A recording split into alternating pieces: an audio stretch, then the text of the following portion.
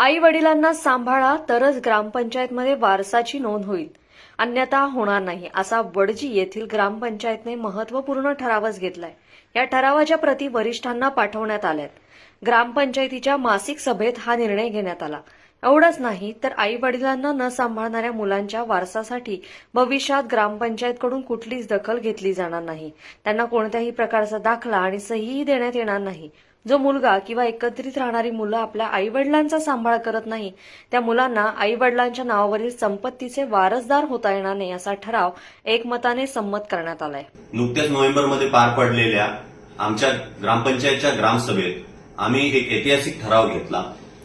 जो आईवडिलांना सांभाळणार नाही त्याची आम्ही वारस म्हणून नोंद घेणार नाही। यासाठी माझ्या गावकऱ्यांनी, उपसरपंच, पोलीस पाटील तसेच आमचे ग्रामसेवक व सर्व सदस्य यांनी सर्वांनी संमती दर्शवली व हा ठराव पारित केला।